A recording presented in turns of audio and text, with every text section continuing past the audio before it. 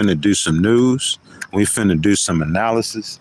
You know what I'm saying? We finna talk about President Trump and his meeting tomorrow with old Vladimir Putin. You know what I'm saying? And how President Trump said if there's no peace deal made tomorrow on Friday after the meeting with Vladimir, that there will be serious consequences. We're going to discuss that. We're going to discuss that, why it matters to us. You think, man, like, so if you think, man, like, this don't matter to me, it's just something that's going on overseas. It's not an American war. It's a war between, you know what I'm saying, Ukraine and Russia. That's all facts, but it does matter to you. We're going to discuss it. We're going to discuss all the people that's dying, man, live from Lake Michigan. You know what I'm saying? Let y'all see my man on that speedboat early in the morning, man. He getting cranked up. You know what I'm saying? He probably finna go fishing or something. You see right across the lake, you see some people out there walking. You'll see them in just a second, man. Out here on Lake Michigan. As you guys come in to the stream, make sure y'all like the video, subscribe to the channel, and hit that notification bell.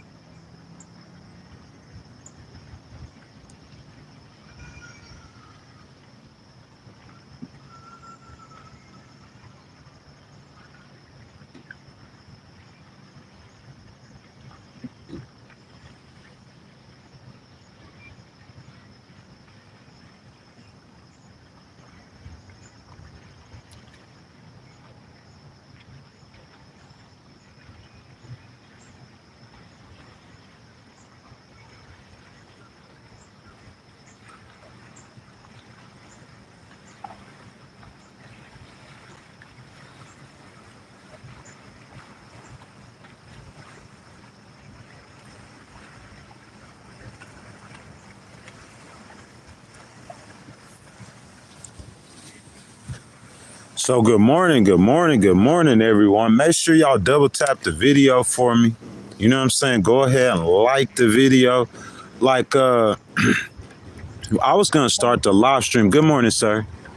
I was going to start the live stream a little bit later. You know what I'm saying? Probably around 7 or maybe 8 o'clock. But you know what I'm saying? I scheduled it for 7:30. I'm like 45 minutes early. But it's all good, man. Make sure y'all double tap that screen for me. You know what I'm saying? Like the video. If you guys have not liked the video, go ahead and like the video. Most of you guys are probably already subscribed to the channel, so make sure you subscribe to the channel if you're coming into the live stream after it was pre-recorded. Man, I'm going to get out the way, man, so y'all can see Lake Michigan. Boy, it's so gorgeous out here, man. You know what I'm saying? Early in the morning, real early in the morning like this, a lot of people haven't woke up, but I guarantee you this area right here will be jumping. You know what I'm saying? Like you guys think about Miami and stuff like that and people going to Miami to the beach. But man, up here in the great Midwest of North Midwest, I would say around the Chicago, the Great Lakes area, man, I'm telling you, this is some prime real estate, man. Real prime real estate. So, guys, we live on location, man. We outside Michigan, excuse me. We outside. Make sure y'all have double tapped that screen for me. Like the video, subscribe to the channel, and hit that notification bell, man. We gonna go ahead and get cooking, man. Guys, welcome to Legal Wars Live, our brand new On the Road series.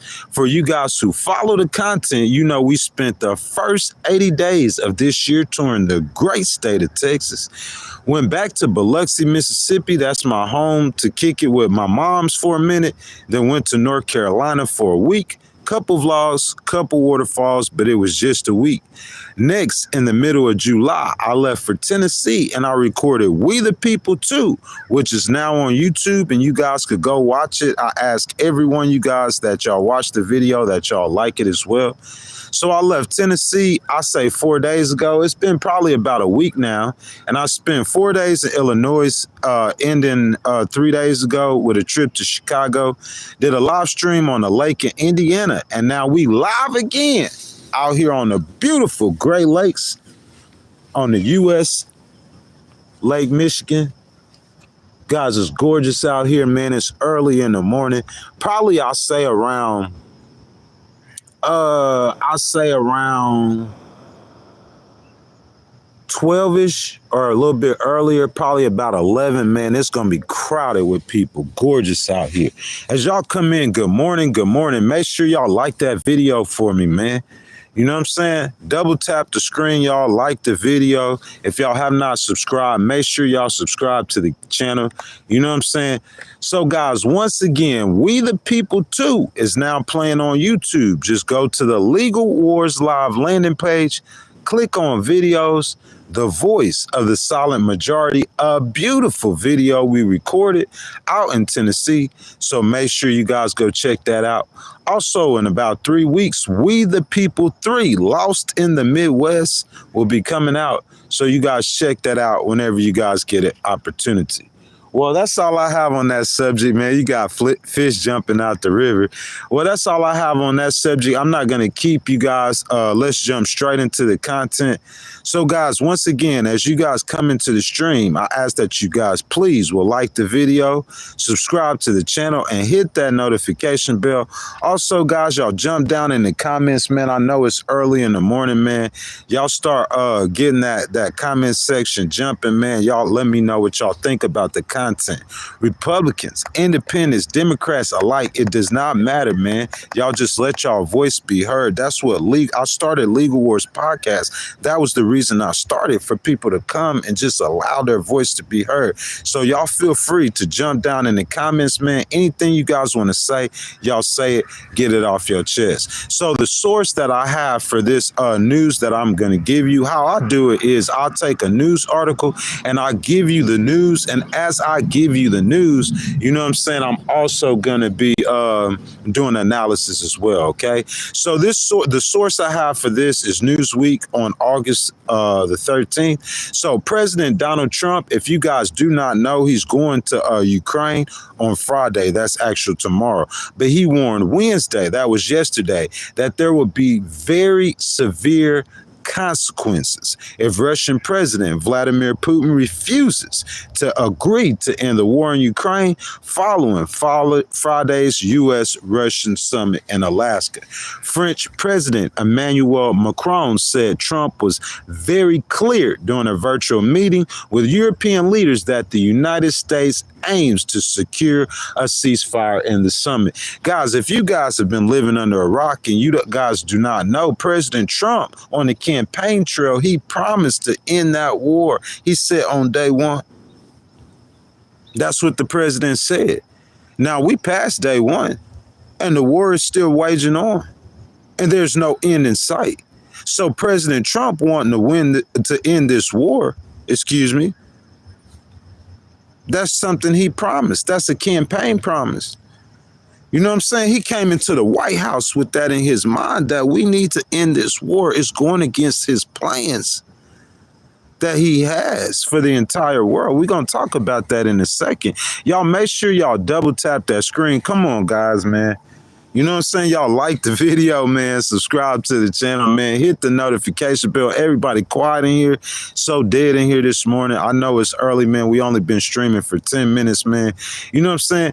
Let me get back to the content, though. In the same meeting, okay, Ukraine President Volodymyr Zelenskiy, it's pronounced a little different, Vladimir, and his name is Vladimir, told participants he believes Putin is bluffing ahead of talks with Trump. Zelensky accused Putin of trying to apply pressure on all sectors of the Ukrainian front to project that Russia is capable of occupying all of Ukraine. Now, we know Zelensky and we understand that situation. You know what I'm saying? What's up, Phoenix? He said Trump kind of lost me since the last run. What you mean by that? Which last run? You know what I'm saying? What you mean, the last run, the last situation you saying that he had with Putin? I'm not sure what you mean by that. Never Doubt Me says, go Trump, go Trump. All the Trump supporters in the stream, y'all let y'all voices be heard. Y'all make sure as y'all come in, y'all double tap that screen. Y'all like the video. If you guys have not subscribed, subscribe to the channel. He says as president, he lost him since his last run. Listen, I'll say this, Phoenix. For me, this is just me personally, okay? President Trump, during his first election, his first 4 years in office, I believe that he did a good job. I really believe that. Phoenix, that's just my opinion. I believe President Trump, 2017 to 2020, did a great job. Then COVID-19 happened. And so the numbers and the statistics that he would have had from that first term was affected, but it was still decent, even through COVID. You know what I'm saying? Now, Phoenix, I'm not sure if you're saying the second run, his next time around, man, after that assassination attempt, man, President Trump, to me, bro, he's been the most laid back, cool president that, you know what I'm saying? He gets a little, and he gets on Twitter, but we already know that. We already expected that, man. He an 80-year-old man, man. He kind of docile to me. He's more docile than what he used to be, man. So, like, to me, I think his temperament and everything isn't that bad. It isn't as bad as people think it is. You know what I'm saying? That's just me, Phoenix. Well, Scholar says Trump forever, and Chris says Trump's the only man that could get our country back on track. A lot of Trump supporters in the stream this morning. Guys, we live from Lake Michigan, man. You know what I'm saying? Beautiful day on the lake, man. I do this, man, to just like I do We the People, I'm trying to motivate people to get involved in politics. Don't give up on their government and let their voices be heard. You know what I'm saying? And the reason why I travel, or I put the travel or the scenery behind it, is because I'm trying to motivate you to get up there and get out there and go live your life, man. It's so gorgeous. America is a very beautiful country, man.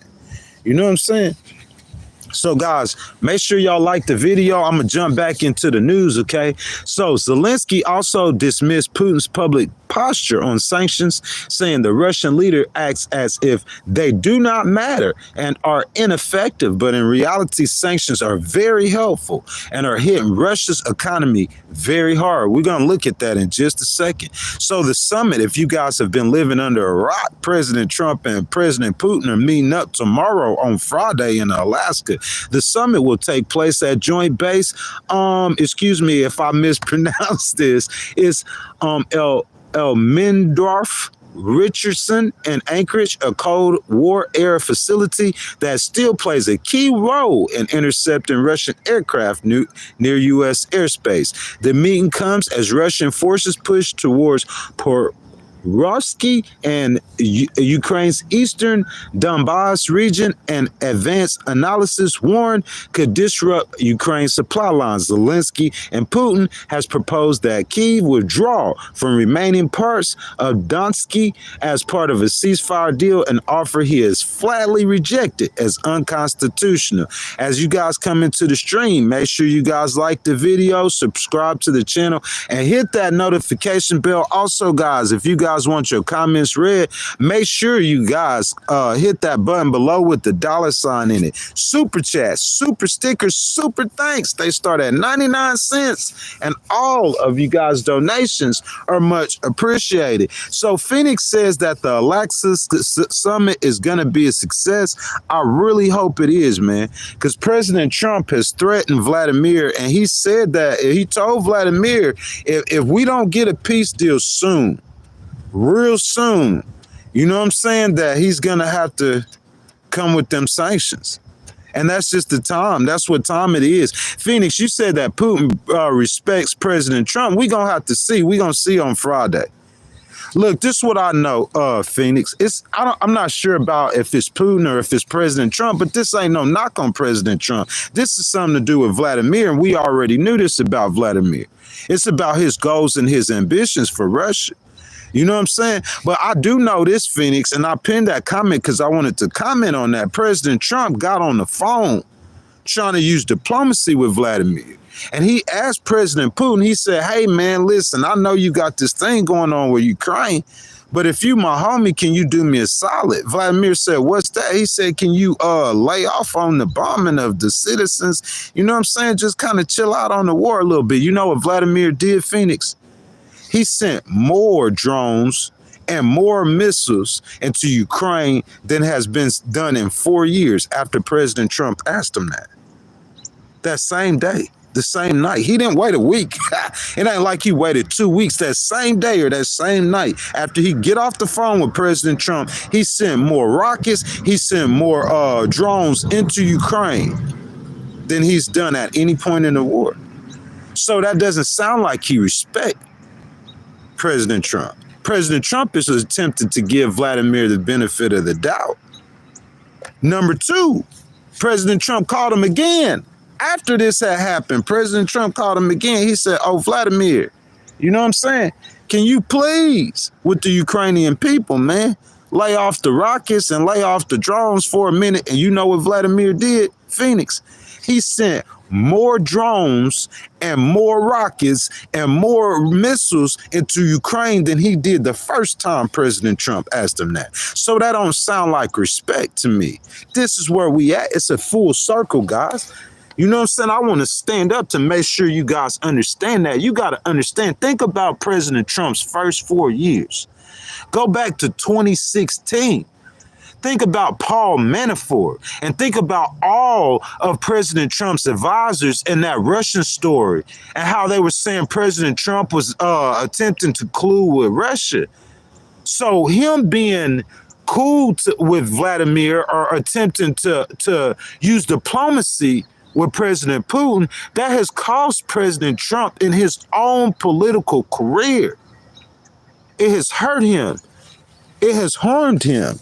It might be part of the reason why he didn't get reelected immediately. Real talk. So President Trump needs to be looking at this like this. President Trump, you got to be looking at this like, bro, I'm trying to be cool with this dude. I know Russia is bigger and stronger than Ukraine, but Ukraine is our allies, and we're going to talk about why we need to protect Ukraine and the effects that that war is having on the entire world economy. That's number one.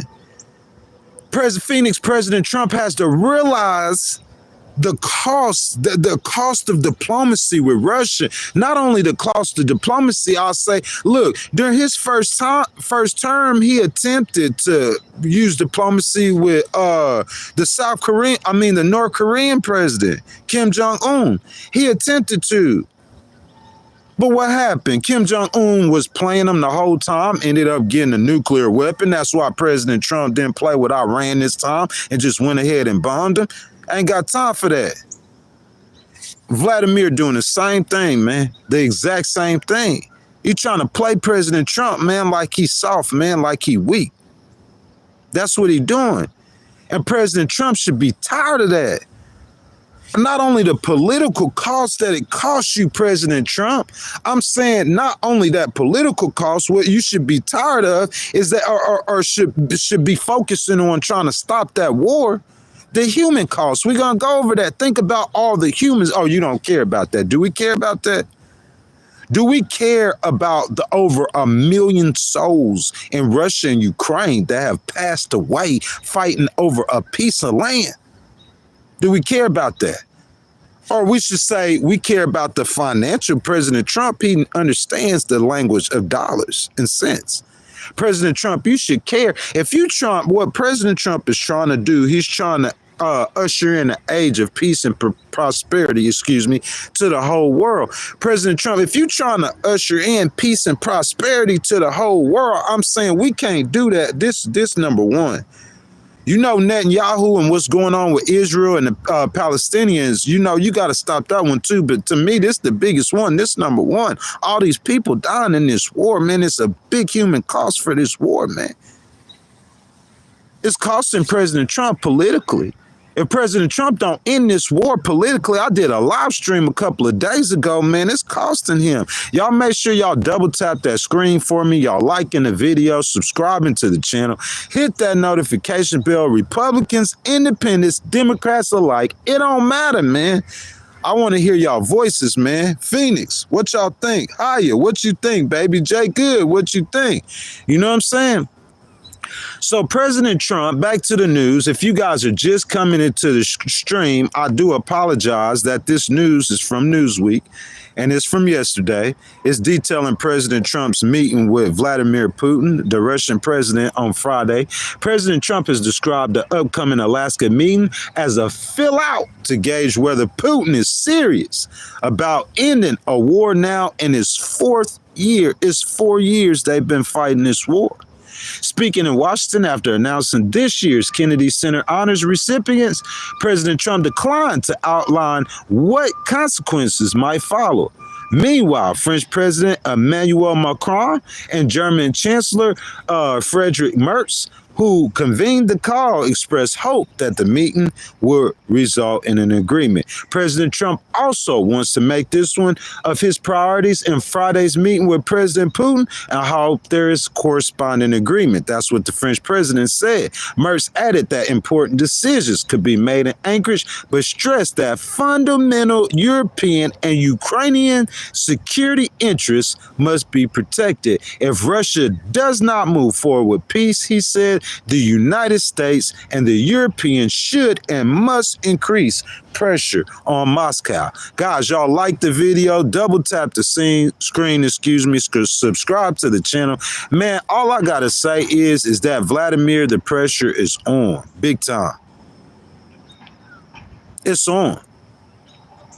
The Europeans feel as if Russia and President Putin are being extremely aggressive, that Ukraine, is a part of Europe. You know what I'm saying?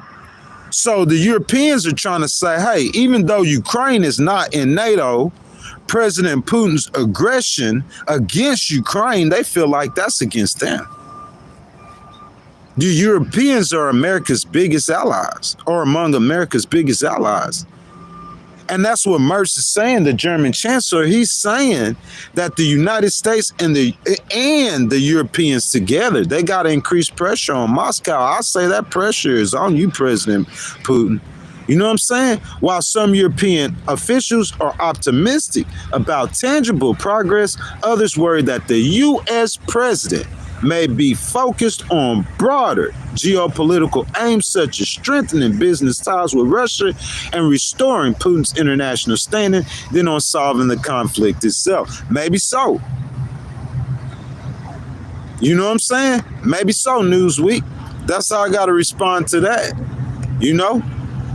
I mean, they're remaining optimistic, but they're worried about President Trump. You know what I'm saying? They just saying President Trump, in their opinion, he been way too cool with Putin.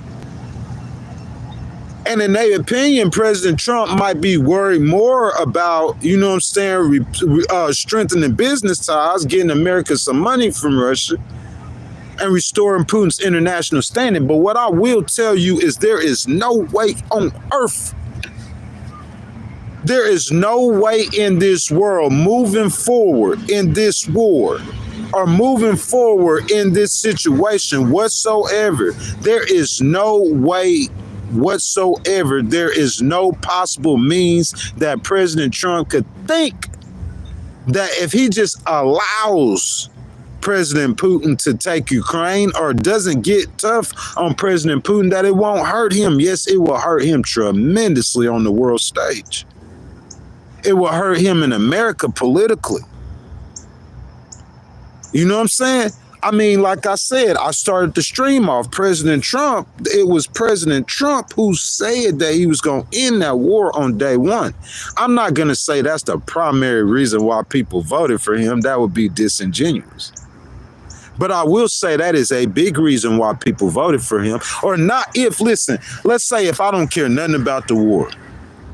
You know what I'm saying? Most Americans really don't care about that war. There's no American troops involved in that war. You know what I'm saying? America has spent a lot of money, but has came back with ways to get that money back. But I'm saying there's a reason that Americans could be disinterested in the war with Russia and Ukraine. That's understandable. But what I'm saying, even if I'm disinterested in the war, I heard this man say he was going to end this war in day one. If you don't end that war in day one, even the people who don't care about the war, they going to be like, man, didn't he say he was going to end this though? Before he got elected, he said he was going to end this war in day one. So in my mind, the people thinking that, hey, even if I don't care about the war, if I support you, I'm thinking that he ain't able to end it.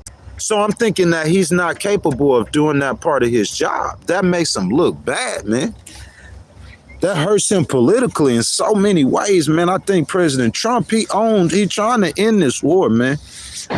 You know what I'm saying? And then if you, like I said, if you understand that he's trying to usher in the age of peace and prosperity to the whole world, then you can't do that with that war raging.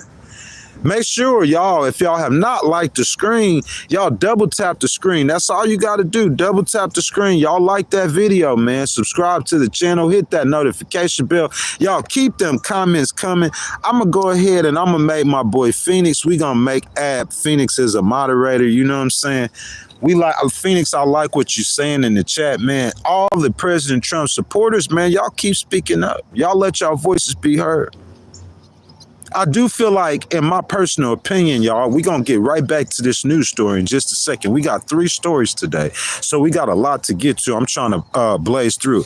I do think that, in my personal opinion, President Trump has went through some stuff that other American presidents have not. I think he went through some stuff that other American politicians have not. They try to kill him, for peace sake.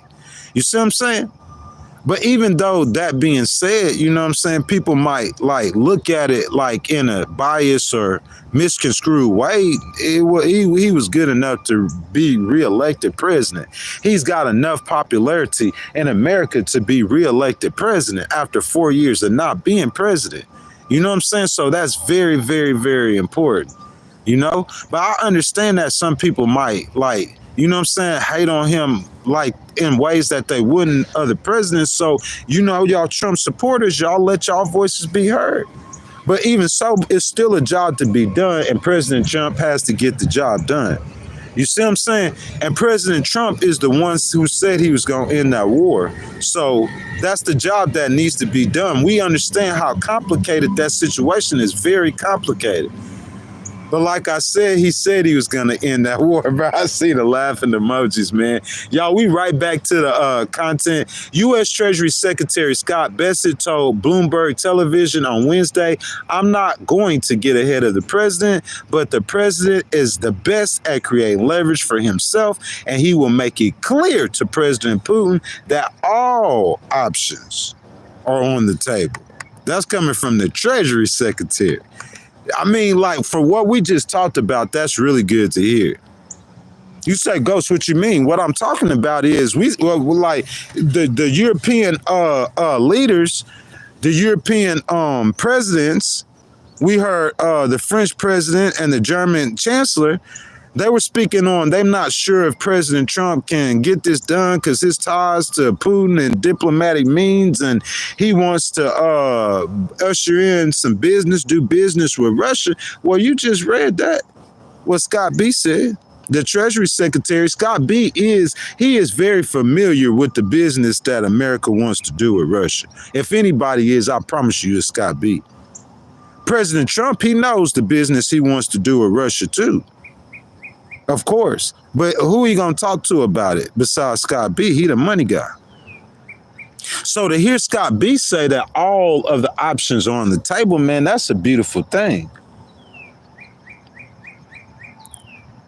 That's a beautiful thing, because that means that's how President Trump is going to step to him. President Trump realizes that he has to end this war. Ukrainian President Volodymyr Zelenskiy wrote on Telegram, Putin is definitely not preparing for a ceasefire or end to the war. He is determined only to present a meeting with America as a personal victory, then continue acting as he did before, applying the same pressure on Ukraine. Listen, I'm going to say I'm not over there. We not over there, but Zelensky is over there in Ukraine, boots on the ground, ties to Russia, ears in Russia. You see what I'm saying? So he knows. I mean, I'm not going to say Zelensky isn't impartial in this situation, but I will say that Zelensky knows and he understands that Vladimir is not really attempting to end this war. That's what Zelensky's saying. I think President Trump, you should be mentally prepared for that, which he is, that Vladimir's just stringing you along. Every time President Trump, and I'm going to stand up to say this because this is so important. I'll take a second and let y'all look at the lake, man. It's so gorgeous. You know what I'm saying? But look, I want to tell y'all, every time President Trump, you done got serious with Vladimir, you done got some results. Every time you call him with those cool conversations, President T saying he being nice and stuff like that, you ain't getting no results for him being nice. But President Trump didn't threaten him before, and Vladimir got serious, and he came around, or he acting like he was coming around. President Trump told him this time he'd give him 10 to 12 days. He said, Vladimir, I'll give you 10 to 12 days. And if you don't end this war, so you know what Vladimir did? He picked up the phone. Hey, President Trump, can I get a meeting? I mean, that should tell you everything you need to know right there about the situation, President T, on how you deal with him. When you get strong with him, when you get firm with him, it's like he worries about losing that connection with America. Because I'm gonna tell you something. If you look, yeah, y'all see that. That's what it is. He's concerned with that. Because America is his only way back into the free world, and that's because President Trump is there. If it was a different president, if it was President Biden, there would be absolutely no way whatsoever that Russia could get back into the internet. It's no way. President Biden wouldn't even talk to him. President Biden wouldn't even hold conversations with him. So he know with President Trump, I will give him that. I will give President Trump that. The entire situation, I'm going to put that on the table. At least Vladimir, no, look, let me explain something. So we on the world stage, okay, on the international stage, okay? On the international stage, basically, you got Europe and you got the United States. All the rest of the countries who get invited to the G7, I mean, you happy to be there. I mean, outside of Japan, which is basically, you know, in effect, the United States. But I'm saying, like China or Russia, if you could get into the G7, man, that's a blessing. But you know how they probably gonna get in there? You gonna get through the American president. So what I'm saying is if President Biden was president, Putin, there wouldn't even be no conversation with Russia. You just the op, period. You just the opposition, period. You see what I'm saying? When President Trump is president, President Trump, at least he's giving Vladimir opportunity to hear what he got to say. And Vladimir don't want to lose that, because Vladimir do want to be in the G7. He does. He does want to be on the international scene as a world player, as a world power. But they're not going to let you do that, Vladimir. What I'm saying, they're not going to allow you to do that unless you play by their rules. So, I mean, that's one thing I can say, though. That President Trump, I mean, at least he got that working in his favor. I wouldn't say that Vladimir or Russia is extremely scared of the United States in a military conflict. It's not something that they want to do. I can promise you that. It's not something that they will win.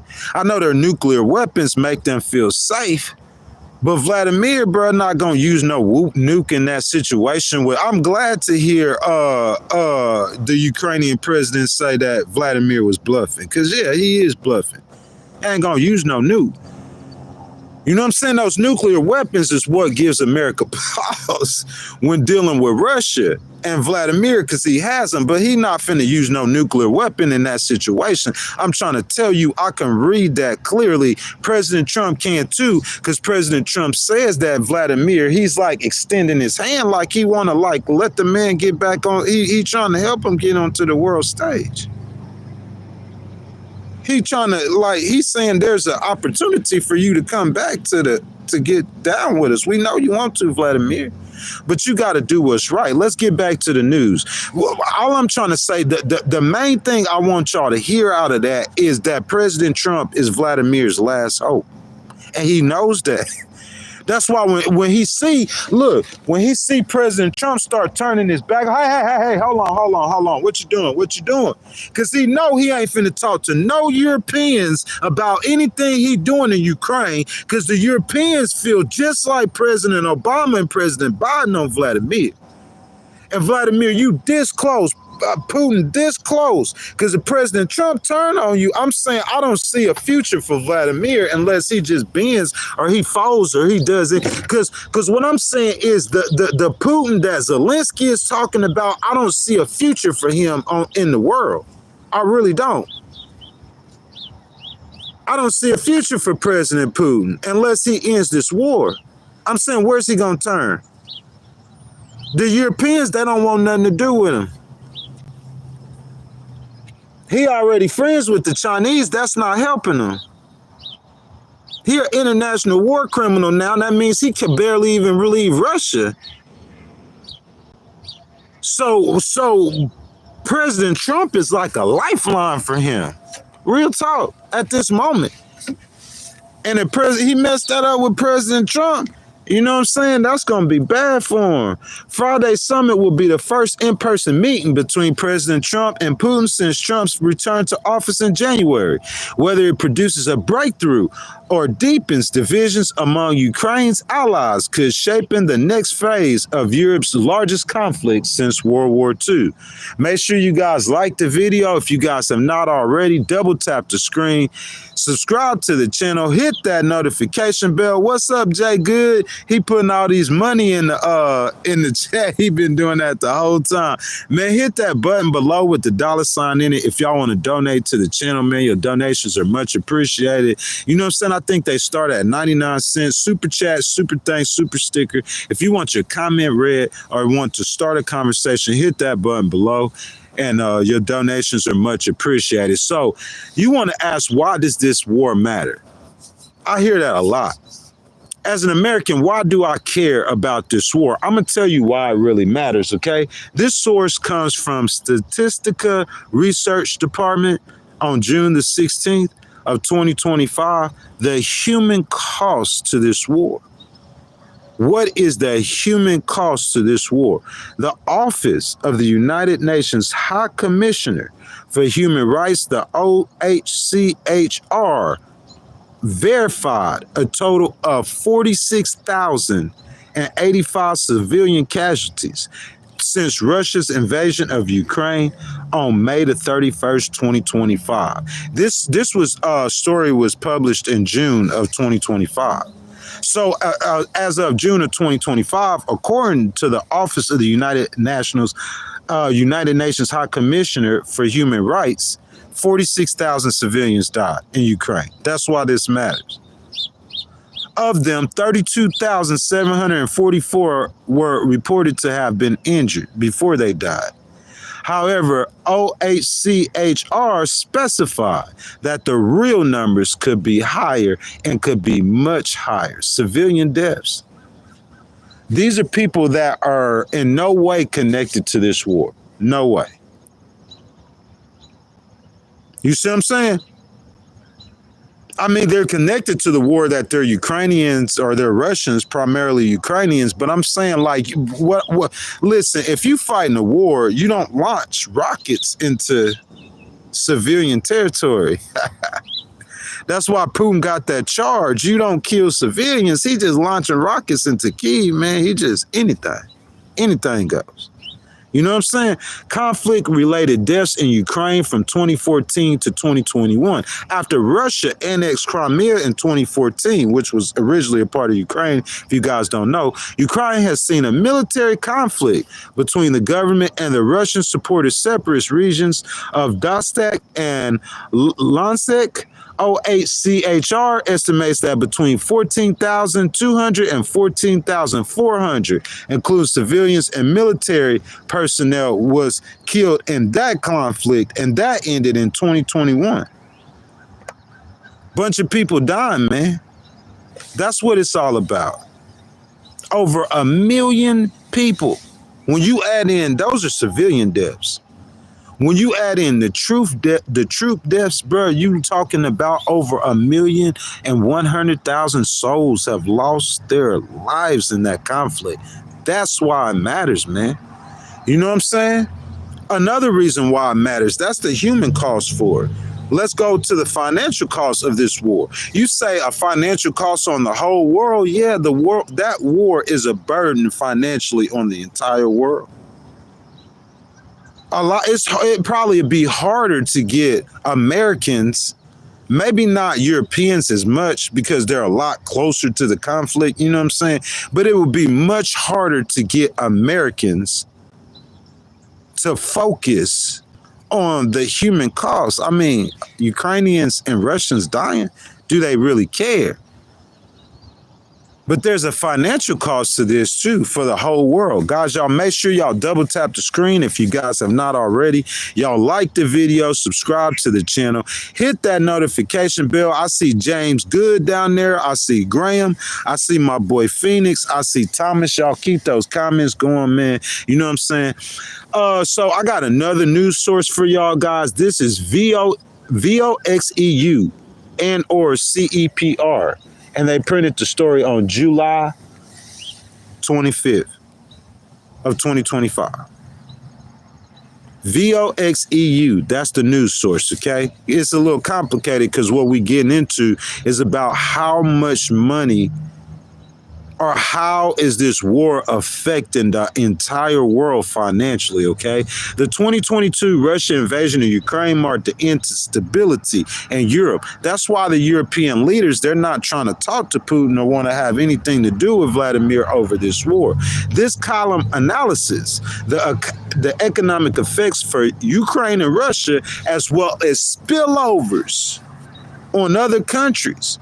Using professional forecast data from 29 nations, forecasters predicted that the war would be highly stagflationary for Ukraine and Russia, lowering GDP and increasing the price levels. The rest of Eastern Europe was expected to experience similar but smaller effects from the invasion. The estimates suggest that the war cost close to 2.4 trillion. But even this projection likely understates the full state of economic harm, 2.4 trillion. And that's understating it.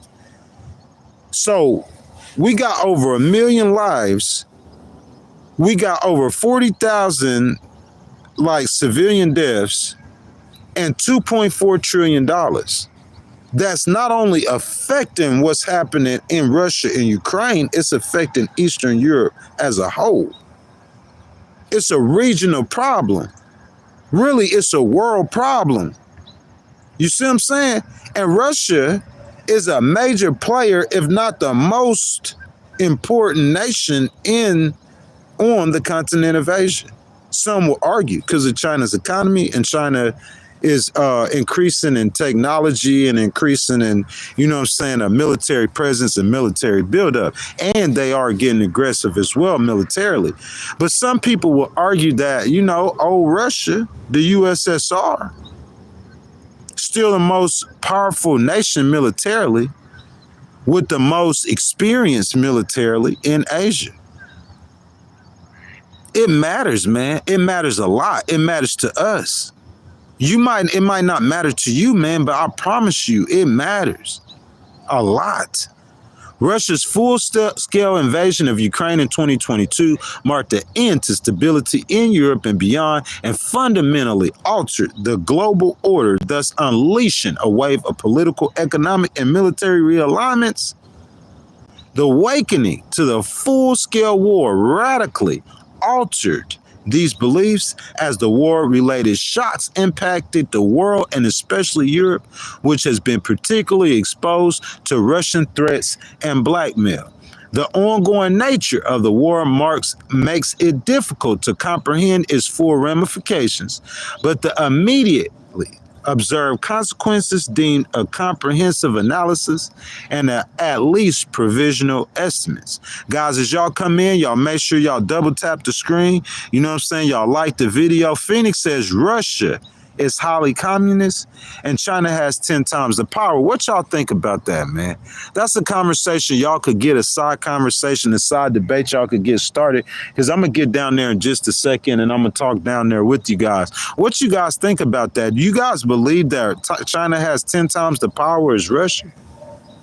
Let me ask you a question. Does China has 10 times the nuclear weapon as Russia? Russia is the largest landmass in the world, Phoenix. You agree with that, right? I'm talking about land-wise, country-wise, okay? And Russia has more nuclear weapons than the United States. That's what we got to think about, Phoenix. Russia has more nuclear weapons than the United States. When the USSR was combined, okay, Ukraine strategically, it provides a lot of value to Russia and Putin. If Putin's trying to realign or remake the USSR 2.0, okay, and he wants to become a superpower again, that's how he does it. Because Russia used to be a superpower. People say China is a superpower. I don't think China is a superpower. People say, I've heard plenty of people say that China was a superpower. I disagree with that vehemently. To me, that's the same thing with like Iran. You see what I'm saying? That's the same. Look, with Iran, people were so adamant that Iran was so powerful and they were so great in their military presence. And I understand Bibi the last 2 years, he been decimating that. I understand that. But I knew they weren't what they were saying. Listen, man, Putin, like militarily, let's get away from the nuclear weapons. In 48 hours, he was supposed to be in Kyiv. He was this close to taking Ukraine in 48 hours. And he was supposed to. It didn't happen in 48 hours. It didn't happen in 48 days. And it ain't happened in 480 days. It ain't happened in 48 weeks. Excuse me, I missed one. You feel what I'm saying? It ain't happened. But I wouldn't underestimate. They still have those nuclear weapons. That's the problem. That's the only thing that gives America pause when dealing with Putin, because they start threatening with them nuclear weapons. I don't think we in a situation like we was in with back in Ronald Reagan and President Reagan's days, and before, and President Kennedy's days when dealing with the communist nation. I don't think we in a situation like that. I don't think Putin, like Russia, feels threatened to their existence to the point to where they will use a nuclear weapon. But I'm saying they got them. They got more than America. They got more nukes than the United States. That's the largest land country in the world. I'm saying I don't think China's military, Phoenix, that's just my opinion. You know what I'm saying? I know, Phoenix, I cannot compare China to Iran, and I'm not comparing China to Iran as far as saying like the Chinese army or the Iranian army or putting them like in a comparison like that. I'm just saying us overestimating the power of the enemy. We did that with Iran. We were overestimating their power, bro. They're not nowhere near as powerful. They're not that powerful. That's all I'm saying. They weren't that powerful. And I don't think China is that powerful, Phoenix. I really do not think so. He says the only reason China hasn't whooped us is because China, so Phoenix, listen, This is what I want you to do, Phoenix. I want you to go research this, okay? Because the Chinese they sold like fighter jets. I think to maybe Suriname and Vietnam.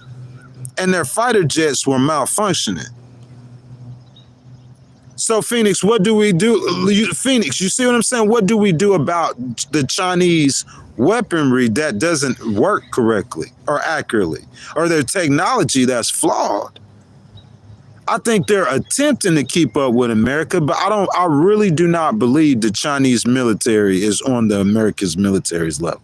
I don't think it's close. That's how I really feel. I don't think it's close. What y'all think? I don't think it's close. I don't think the American military, okay, is nowhere down below where the Chinese military is. I think it's a fair assessment or a fair analysis. I really don't. I think the Chinese military, look, to get to where America's military is, you got to get up there. You really got to get up there. I think if Europe united, I think China will have a difficult time with Europe because the technology and the weapons mean everything.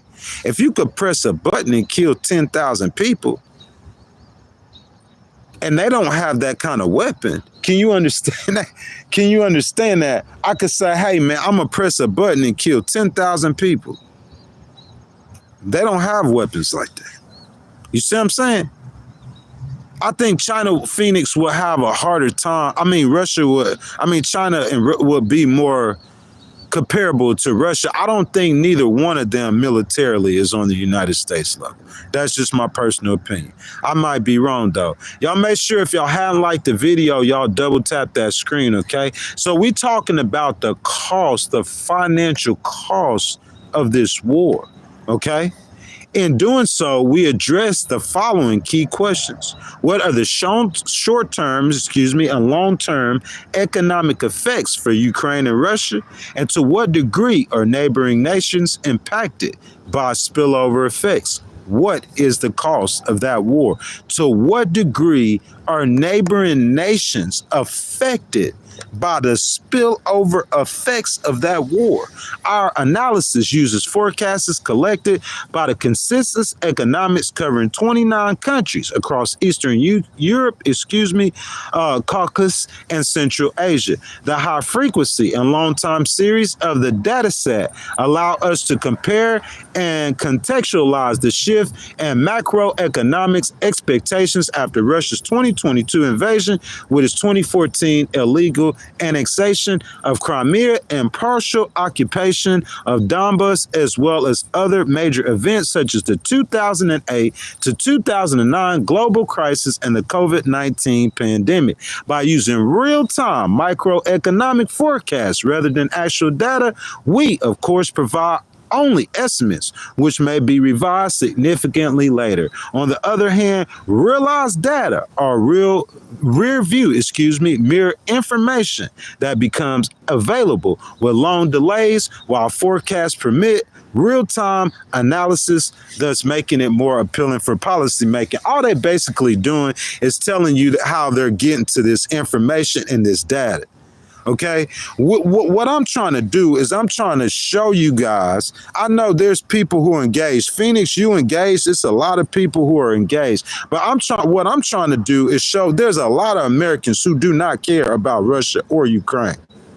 They don't care. If that war comes to an end or not, they do not care. The only thing they care about that situation, or that could be used as some political capital, is President Trump did say on day one he was going to end it. You see what I'm saying? Anything you doing your job at, right? I don't care if you care about it or not. You just the boss and you doing the job, and you said that on day one I'm going to do A, B, and C. And I don't care about A, B, or C. I don't start caring to G or F, okay? I don't care about A, B, or C. But if I'm observing you as my boss, whether I care or not, I remember you said you was going to end that. That was one of the biggest things you said on day one. And we on month 7 and it's not over. So what I'm saying is if he making I'm talking about everything President Trump been through now, he's still using diplomatic means on Putin. President Biden didn't go through none of that with Vladimir that President Trump went through, and he wouldn't even talk to him. He ain't got to say, he just like the Europeans, he ain't saying one word to Vladimir. So Vladimir's chances with President Trump, this is your chance. So tomorrow on Friday, if he thumb his nose in President Trump's face like they think he gonna do,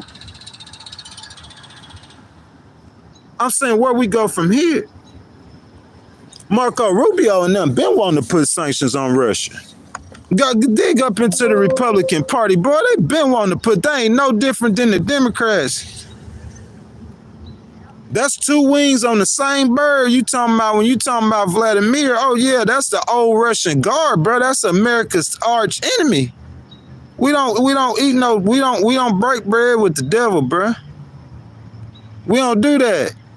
But say, hey, that's President Trump, like that's his lane.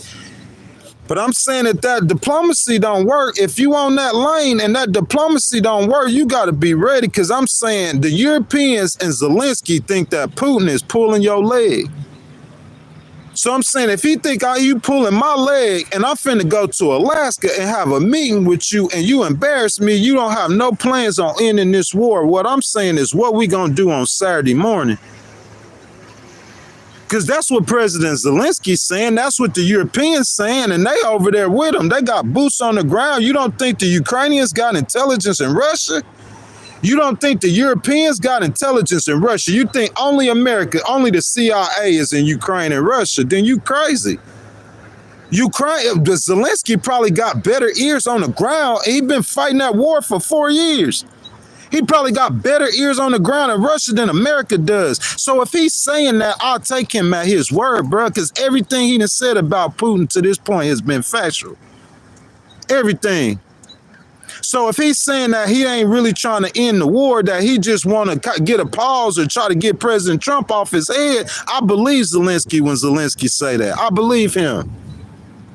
But what I'm saying is what you do on Saturday morning when you see that he thumb his nose in your face, you going to say, we going to have a second meeting. Okay, this is what we going to have. This the same thing like I'm going to make a phone call to President Putin and I'm going to ask President Putin if he'll stop sending rockets into Ukraine. And he said, oh, okay, yeah, President Trump, I appreciate talking to you. And when he hung up the phone that night, he sent more rockets and he sent more drones into Ukraine. Bro, he sent rockets and missiles into civilian populations. What?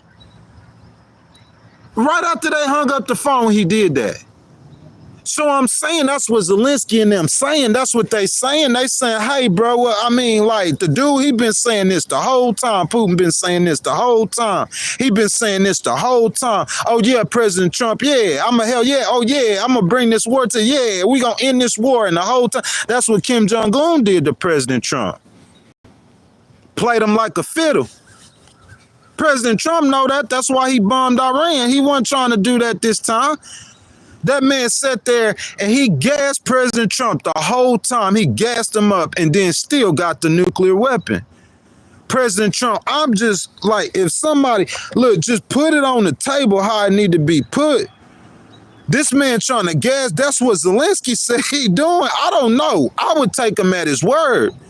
It looked like if I made a threat to you and after I threaten you, you pick up the phone to try to call me to have a meeting. But Zelensky, like, if he really want peace, then why I ain't at the meeting?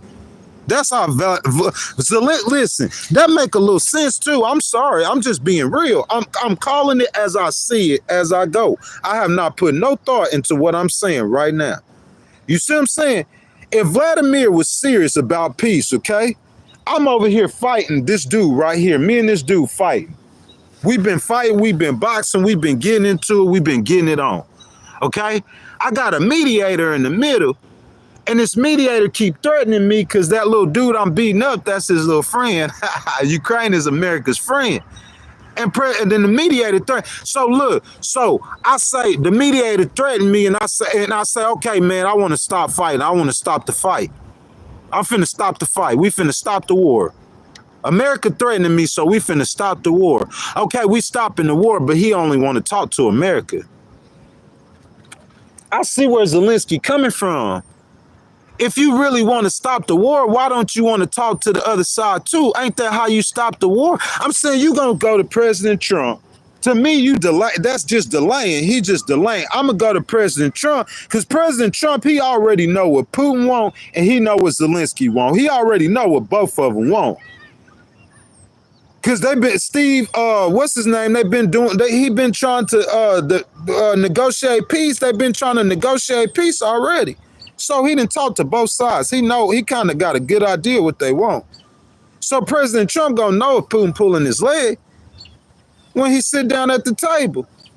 But my question is, on Saturday morning, what do you do, President Trump, after you done went through all that in your first 4 years in office?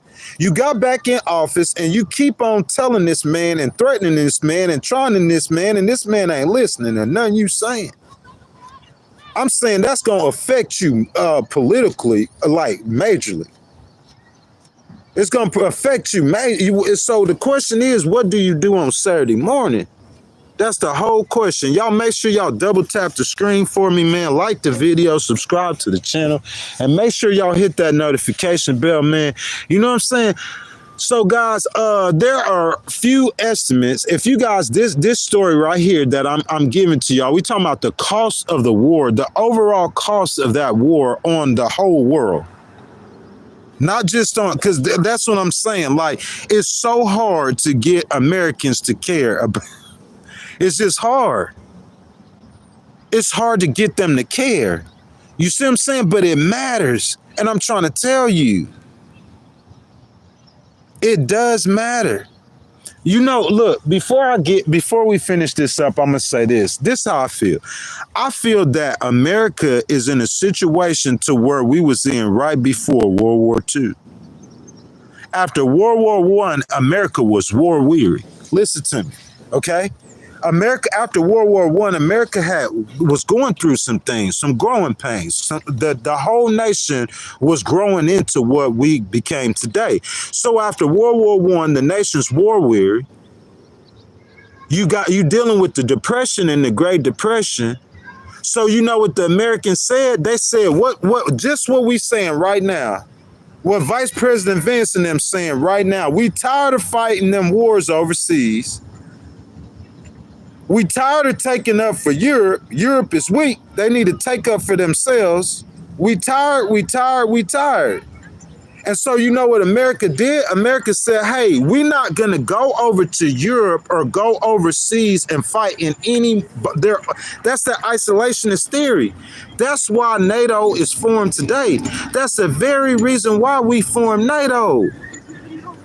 It's because of World War II. That's why we formed them. So this is what I'm saying. If we had a time in our nation right now to where we like, okay, we gonna turn our back on what's going on overseas. You see what I'm saying? We didn't all the way turn our backs on what's going on overseas. So what happened? Putin just gonna walk. He gonna run straight through Europe. We tried that before. It didn't work. So it's great, President Trump, and it's great we have a military that understands that we can't just allow Putin to do this. You see what I'm saying? Because it's going to lead to other problems. So Americans, we might not care, but I'm just, you know what I'm saying?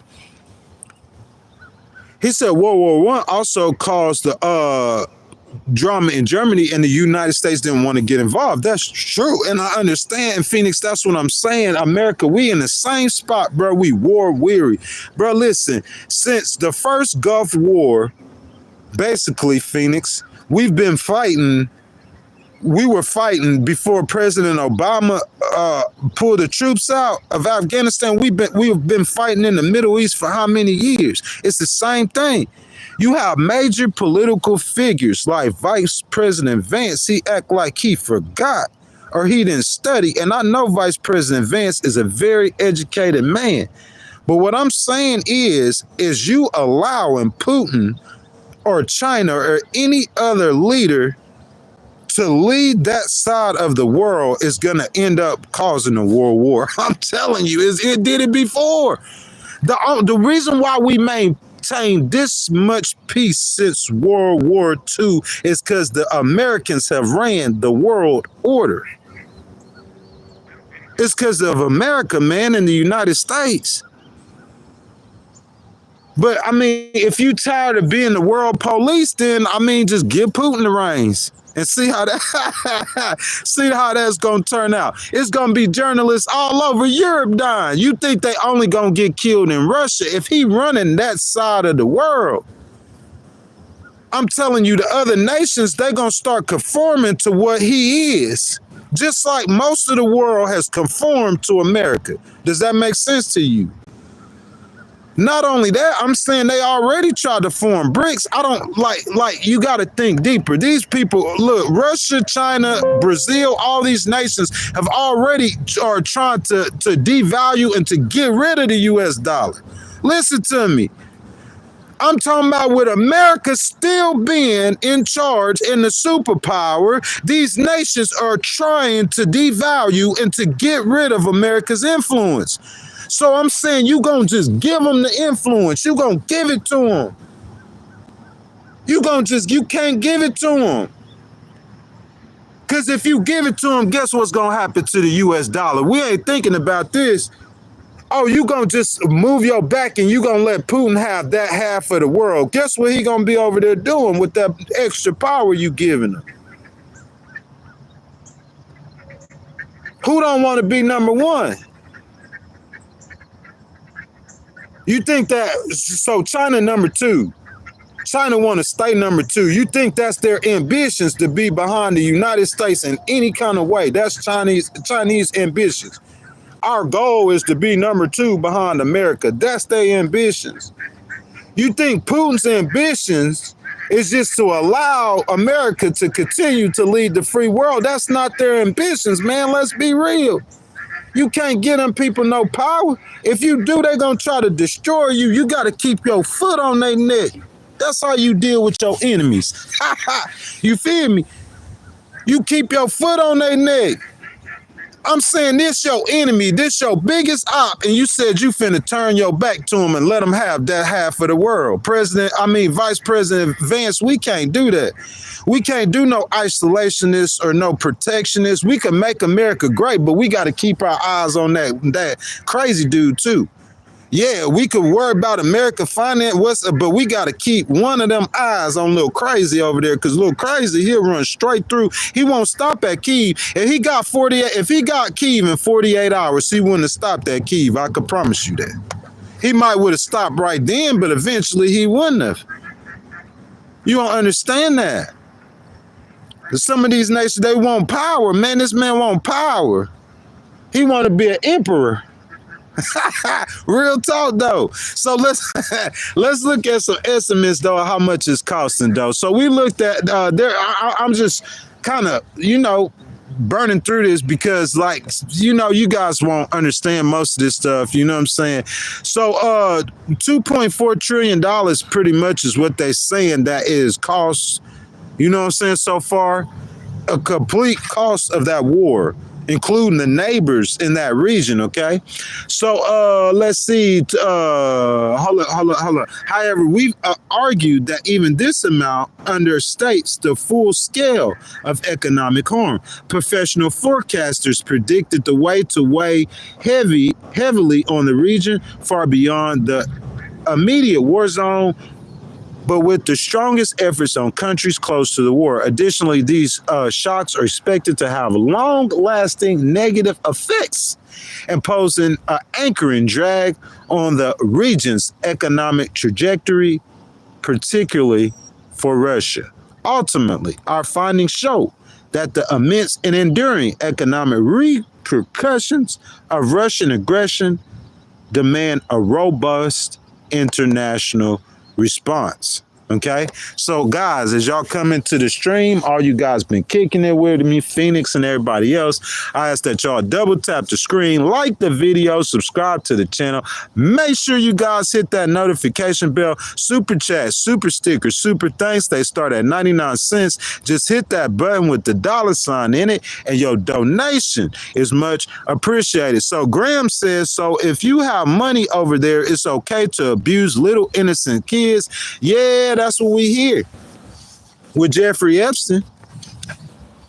I don't know about you saying that like it's an American thing. That's a world thing, boy. You talking about having money. If you having money in Mexico, you could just pay a police chief. If you want to talk about that. It's a world. You think that, bro, America, so you could find, listen, any conjugation of humans, you're going to find corruption. So you're going to find corruption in America, but if you're looking for corruption in America, okay, I'm going to let you get your list of corrupt things in America, and when you finish, we're going to go to your country, and we're going to start counting your corrupt stuff. Because we could say in America, President Trump ain't killing no journalists. None that we know of. He ain't killed no journalists. You feel what I'm talking about? Just for saying that you sorry. You gonna kill a journalist for opposing, bro? You know, I'm a litigator. I argue. I believe in arguing. I believe in defeating a man and proving to a man face he wrong, giving him facts, showing him wrong. So you telling me that I'm gonna kill my op to win a case, bro? That's the epitome of weakness. That is the epitome of weakness for you to say you got to kill somebody to try to win. You like the little kid in the schoolyard who will get beat in a basketball game and you get an attitude and you got your bottom lip poked out. Now he mad. We need to go get daddy to give you a spanking. That's what you really need. But he get an attitude when he lose. He got his lip poked out now. You know, when he go and he trying to hurt. He want to fight now because he got beat in basketball. That boy need to improve. Instead of improving your jump shot, you see what I'm saying? I'm going to tell you what Michael Jordan did. If you beat Michael Jordan in basketball at 10 years old, he going to go home and he going to pick that basketball up and he going to shoot it 10,000 times before he go to sleep. That's what he do. But you know what a coward do? You feel what I'm saying? President Trump ain't killing no journalists. So look, so yesterday, you know what I'm saying, we were having a conversation about Jeffrey Epstein. And we were talking about how we let a child molester get away for 10 years with molesting children.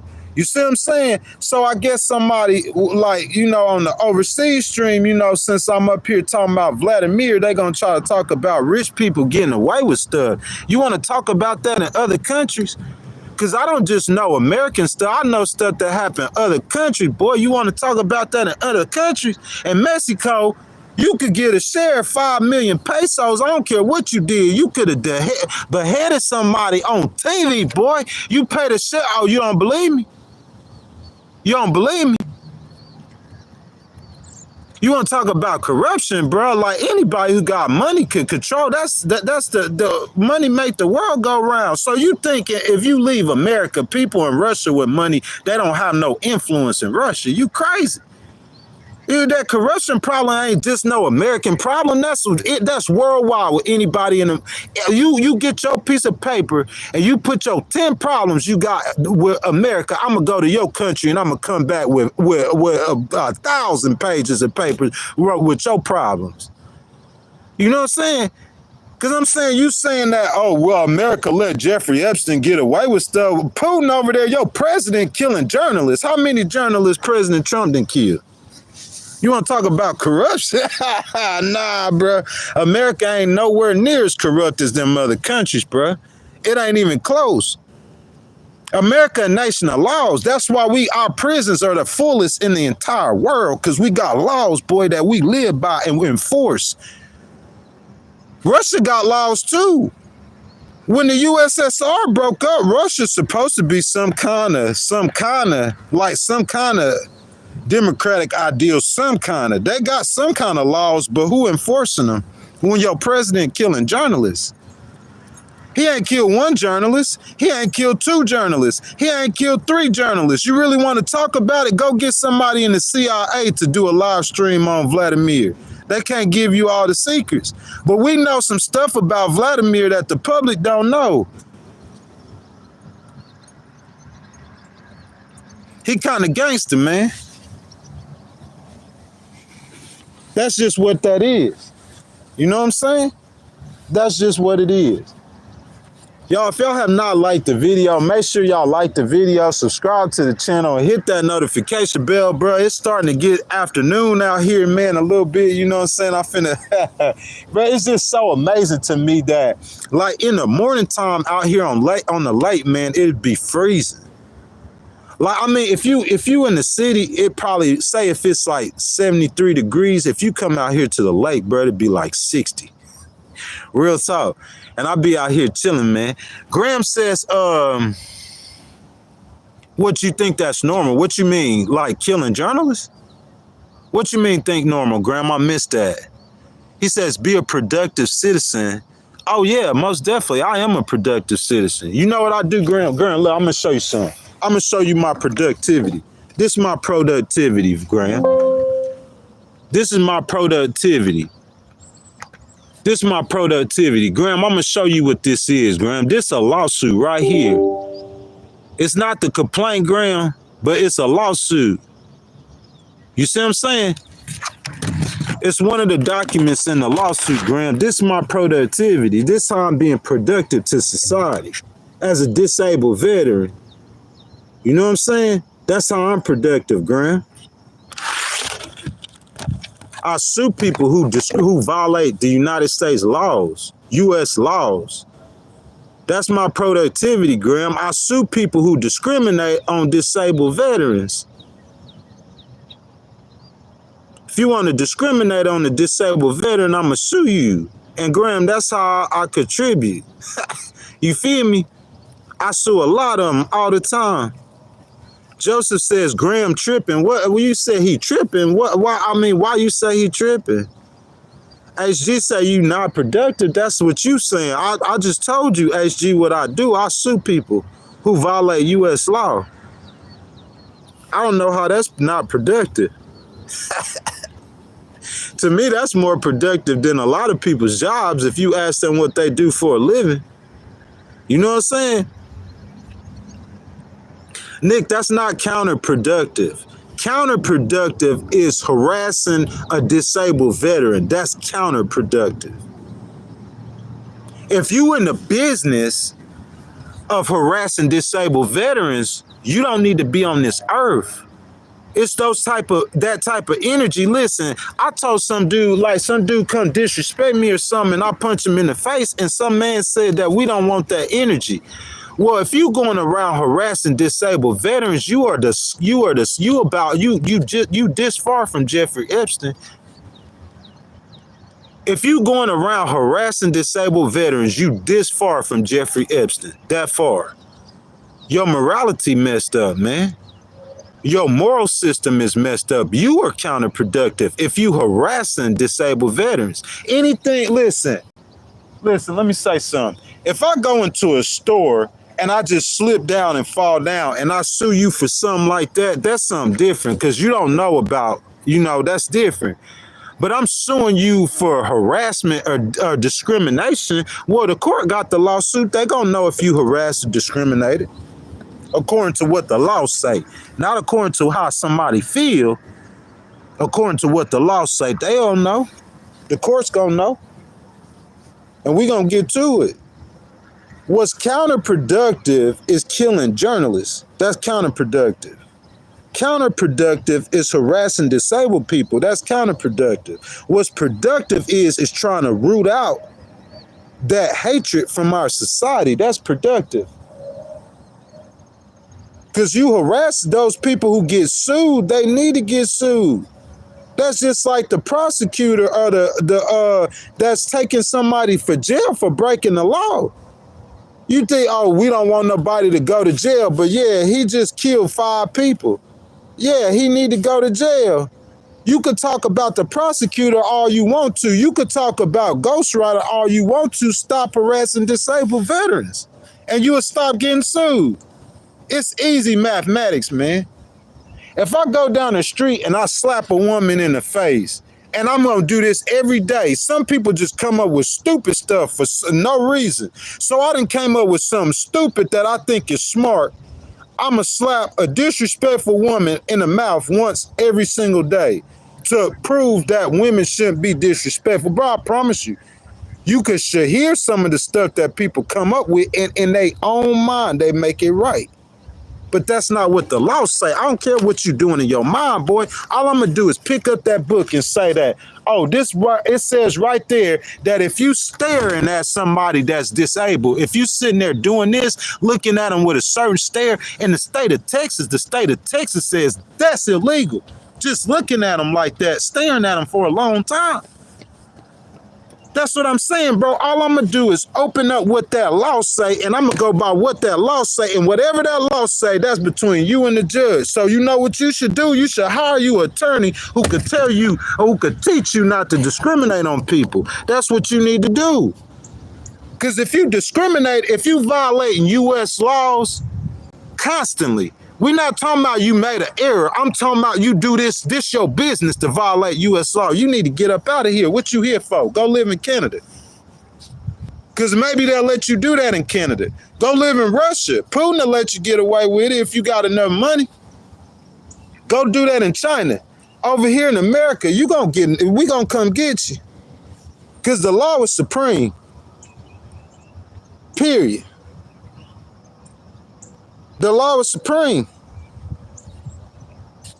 That's being productive, Graham. You know what I'm saying? Rooting out discrimination. People who discriminate against disabled veterans. That's being productive. Get them up out of here. Real talk. You don't think so? Man, I bet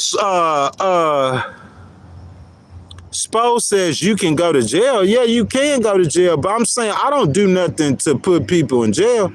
I don't do criminal law. I don't work for the government. You see what I'm saying? But I enforce U.S. law on lawbreakers. It's simple. It's real easy, man. It's not difficult. It's easy mathematics, man. It's not trigonometry. It's not algebra. It's not geometry. If you violate U.S. law, you get sued. Simple. It's that easy. It ain't nothing else to it, bro. It's that simple. I don't care about what your mama said. I don't care about what your pastor said. I don't care about what your sorority said. I'm not in your boys club. I'm not trying to be your friend. I don't care nothing about you. If you violate U.S. law, you better have you a good attorney. That's all I'm going to tell you. It's that simple. I don't care if you a whole city. You going to federal court. Ask about me. That's simple. Don't violate the law. How hard is that? If that police officer catch you doing 50 in a 25, he gonna give you a ticket. Ain't nobody care about your mama. We don't care what your last name is, what you from, all that stuff. That's what y'all care about. We don't care about that.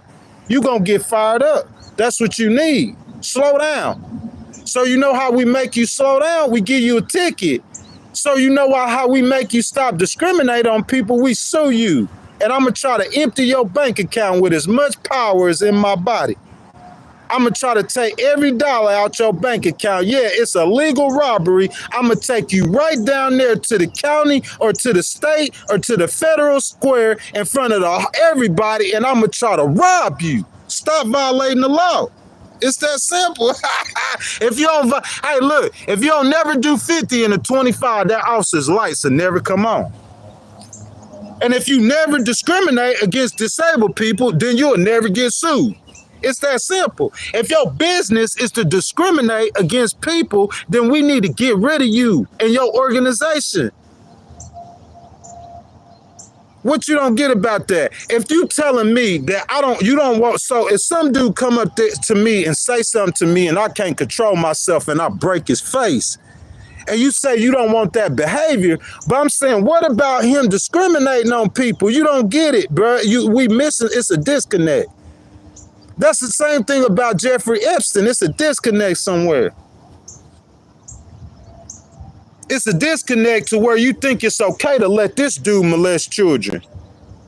It's a disconnect. Somebody ain't understanding something. It's okay to let him molest children.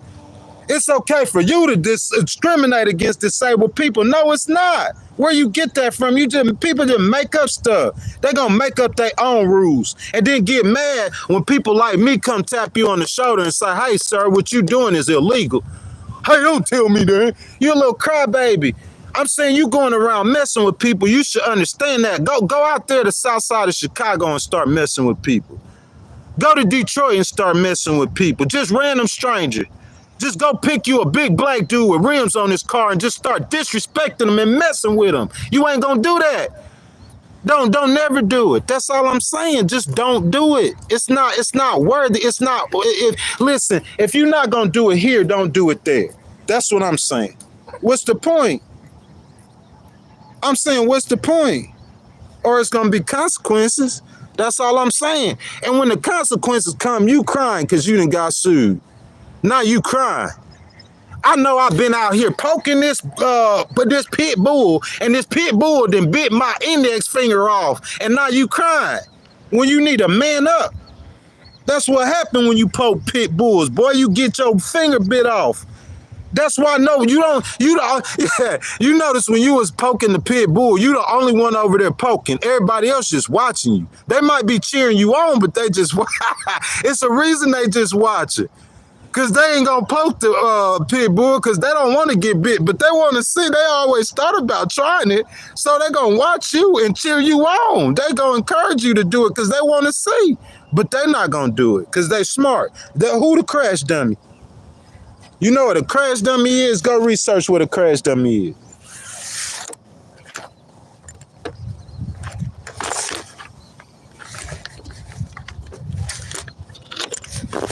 I just be trying to help them, man. You know what I'm saying? I just be trying to help them.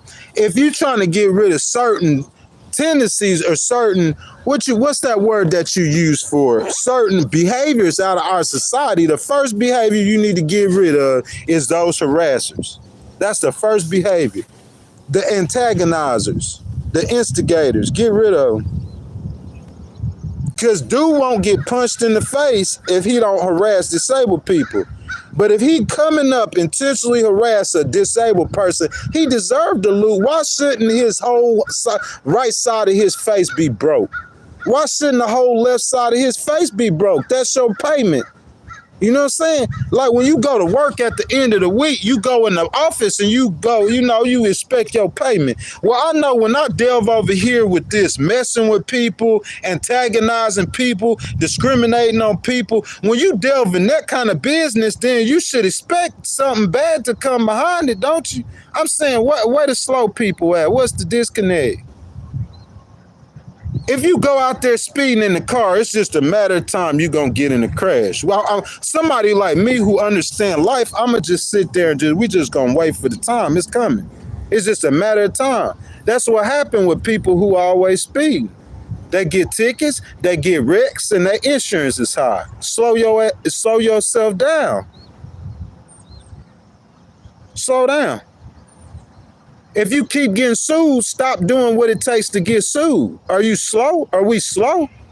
Are you talking about grown people? There ain't nobody in the conversation younger than 30. And you crying because you getting sued. Like you don't understand. Like you can't comprehend. Like you slow. Like you don't get it. You don't get to pout and make your own rules. Well, nobody care about how you feel. Who care about how I feel? You think somebody care about how you feel? Your mama don't care about how you feel. She just love you. When somebody love you, they act like they care about stuff. A lot of times, your mama don't really care about how you feel. She care, but she don't care at the same time.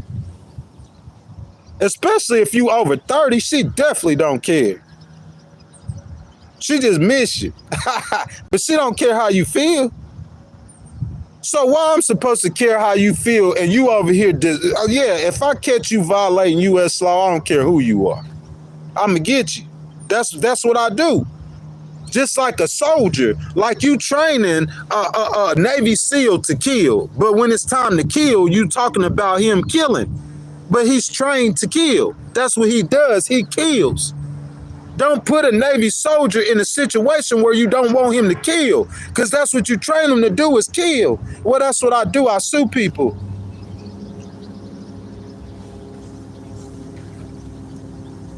Don't put me in a situation to have to sue you and you won't get sued. You see what I'm saying? It's the same thing with that police officer, bro. You can get as mad as you want to about somebody enforcing the law. That ain't gonna help you. You gonna go to court when the police officer give you a ticket. You gonna go to court and say, "Hey, Your Honor, well, I don't appreciate the police officer pulling me over.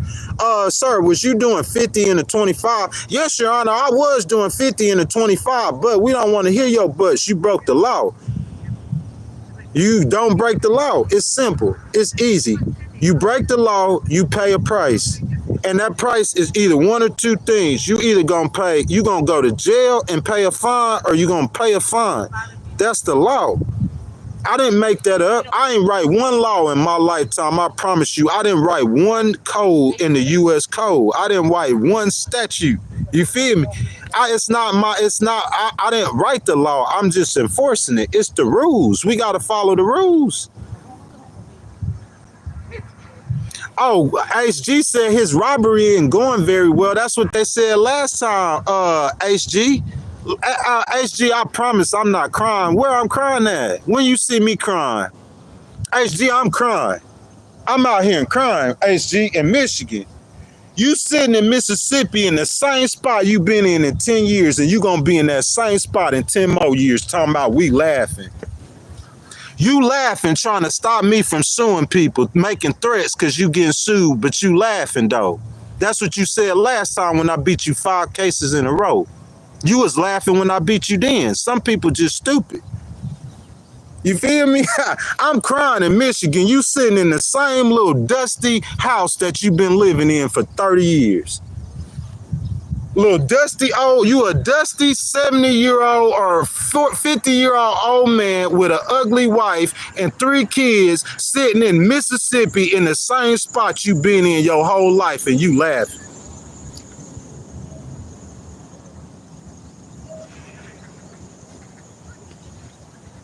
It's sad, bruh.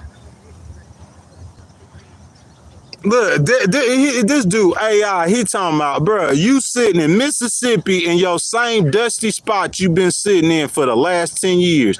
The same dusty house that you own for the last 20, 30 years. You just dusty, HG. You dusty, your mama dusty, your daddy dusty, your whole family dusty. That's why you live in Mississippi, because you dusty. Talking about somebody crying. I done been to every state in America this year, and you sitting in Mississippi, bruh, and talking about somebody crying. Man, get your goofy stuff off my stream. Get your goofy self off my. We laughing. We laughing. We, who is we? HG. You won't even say your real name, bruh. If I knew who you was, boy, I'd jank the socks off you. I'll make you want to kill yourself, boy.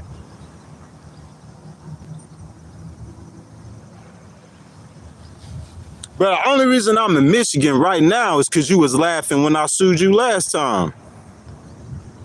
You was laughing when I got the $7,000 check. You was laughing when I got a $6,000 check. You was laughing when I got another $6,000 check. You was laughing when I got the $10,000 check. You laughing when I got the $18,000 check. And you gonna laugh when I get the $100,000 check. Ain't nobody care if you laughing.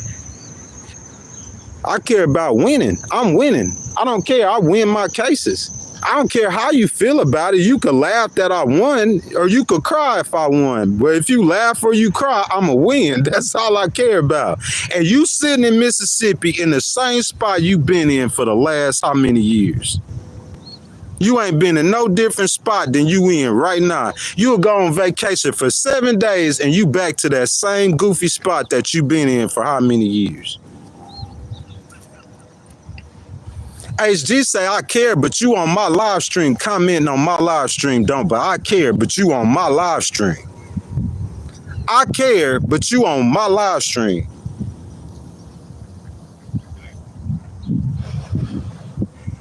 You telling me to dance, monkey dance is like me telling you to work, slave work. Why you ain't at work today? Oh, you an old man. I forgot. You probably 70 years old. He's 70 years old commenting on somebody YouTube page. He's 70 years old commenting on a live stream on a YouTube channel, and he's 70. 70 years old, bro. This how you gonna end your life. You 70 years old, been in the same spot in Mississippi for 100 years. Ain't moved from that same spot. But you watching everybody in life and the moves that they making, especially somebody like me who makes some interesting moves, but you ain't doing nothing with your life but sitting there watching people talking about what we doing. What we doing. You ain't nobody, boy. You know you ain't nobody. If you was somebody, why you watching my stream right now? Elon Musk somebody, he ain't watching my stream. Michael Jordan somebody, he ain't watching my stream. President Trump somebody, he ain't, but you watching it though, ritually, and the only one comment. Get your goofy self off, and you 80 years old, and you ugly, and your wife cheat on you and don't like you.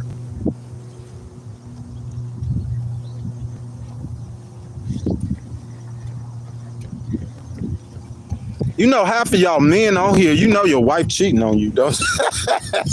You know your wife cheating on you. She don't even like you for real. You know that, don't you? I just want to make sure you know that. You're sitting your dusty self on comment. She's sitting his dusty self in Mississippi commenting on my stream talking about what he is and what we are. Man, you better get what we laughing. We laughing. And I'm crying. Malu, I'm crying. And we laughing. Who is we?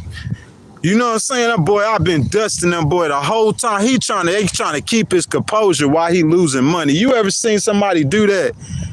They trying to save face and keep his pride while you tagging him. Boy, I've been stinging him. That's how I'm in Michigan. That $20,000 I got from President Trump, Elon then was supposed to pay that. I just got it from the U.S. Treasury, but that's how I'm out here. From suing somebody. You keep laughing, stupid. You can laugh out there. What's up, brother? Hey, does it matter if they laugh if you suing them and you winning? They're ignorant. You know what my daddy told me one time? Look, when I was suing him and getting paid, he said, son, if you come outside and you see a man banging his head against the wall and he owe you money, and because HG said that, Malu, laughing too. He laughing, banging his head against the wall, but my daddy told me, he said, why you gonna get mad or do something about it? He said, let him keep doing it. You know, just keep getting the money. Thank you. Just, I hope they happy while they doing it, you know. It don't matter. You know what I'm saying? Hey, look at Josh K. He laughing. Yeah, let him laugh, bro. They can laugh. Yeah, we be laughing, homie, but this is so serious, bro. You can laugh. You can laugh while somebody rob you. People do that, you know that? That's another way. Instead of crying, they laugh. This boy robbing me. You feel me? Some people in that situation with what he talking about, yeah, you are laughing. She finna give me $35,000. You laughing and you struggling to make it, and one of the people sitting there with you in your group is about to give me $35,000 in 6 months. So why wouldn't I laugh too? And you getting sued. I'm getting paid off of something that ain't even got nothing to do with the lawsuits I filed. I'm getting the biggest check in my life for helping somebody on 2 cases off lawsuits I never filed. I ghost wrote on a case, ghostwriter. I ghost wrote a case and I did an investigation on the case. And I'm getting the biggest check I ever got in my life. Boy, I done got $15,000 checks before. I'm getting double that from one person. You talking about laughing? Yeah, I'm laughing too. Your lawsuits that I sued you for, I ain't even depending on that for no kind of money. But you gonna fight them lawsuits all the way to the end. Keep laughing. Laughing and watching me and following me and asking me to come back to Mississippi. Why he laughing? He laughing, but he watching me, following me, and begging me to come back to Mississippi and laughing. It's unbelievable. Malu says y'all hit the like button, subscribe, and the notification bell. Josh K, what's cracking? He laughing too. Josh, keep laughing. It's funny. Y'all laughing. I'm in Michigan. You in the same place you been in the last 100 years, and I'm in Michigan. I keep moving. I keep changing. I keep elevating. And you in the same spot laughing, 70 years old. Like this we got a little kid in the chat, y'all.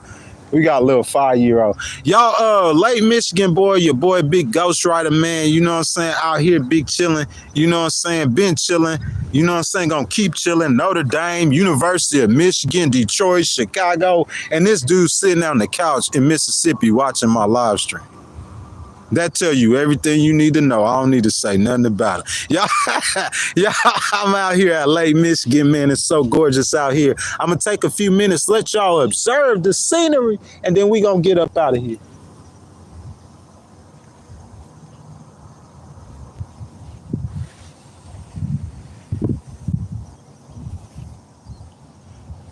That boy said he laughing, sitting in Mississippi. The same spot he been sitting in for 100 years. Malu, you hear me, baby? He's sitting in the same spot he been sitting in for 100 years.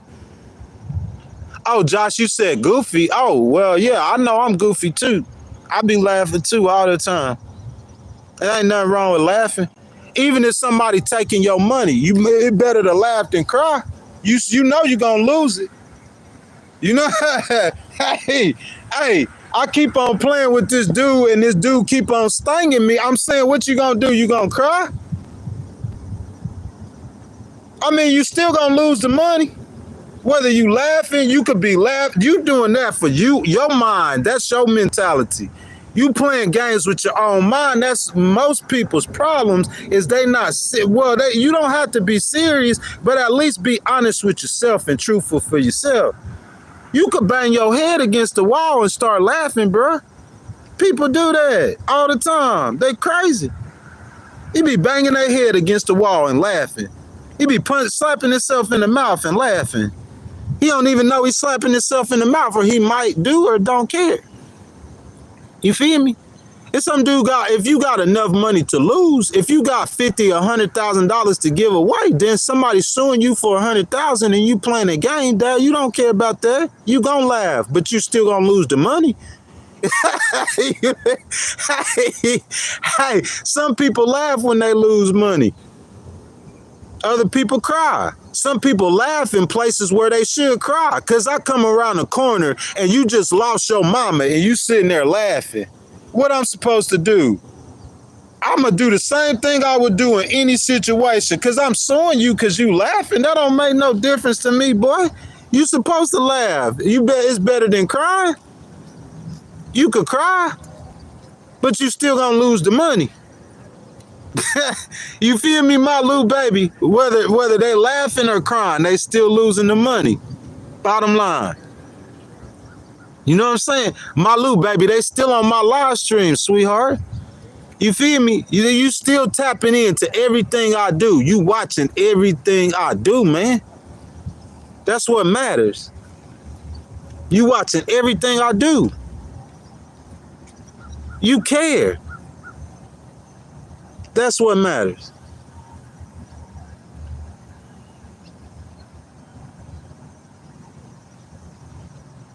My loose she keep timing them out, baby. Hey, look, I'm gonna go live again on Saturday, man. You know what I'm saying? I appreciate y'all coming in and checking in on the stream and everything like that, tapping in with your boy, man. Like, bro, like I said, man, I started off. I'm talking about if we talk about the entire year, I spent 90 days in Texas. After 90 days in Texas, I went to Biloxi, Mississippi to the beach now for 3 months. Chilled out with my mama for about 3 months. During them 3 months, I ran to North Carolina, 2 waterfalls, came back. I came from Tennessee before Illinois, and then I'm here in Michigan, Indiana. I came from Tennessee for 3 weeks. Put all that together. For real. Boy, whole year been a vacation, man. I started filing lawsuits and said, I'ma just vacate. That boy gotta go to work in the morning. If he ain't gotta go to work, I promise you he miserable and bored. Bro, it's not too many live streams I'm gonna tune into, bro. But I understand, if y'all kicking it with your boy Ghost Rider, you feel me? But I'm saying until on a regular person's live stream, bro, and I'm talking about you just on the live stream, just like in love with them, man. You a fan. You feel me? They fans. Malu, I know you care, baby. And I appreciate you, sweetheart. You know what I'm saying? And I thank you for showing up. You know what I'm saying? For like they weren't really getting to me. I'm saying I don't care. Like, look, they people could say whatever they want to. That's not gonna change. I heard all of it before, Malu. People pull guns on me. They said this. They said that. That ain't gonna change nothing.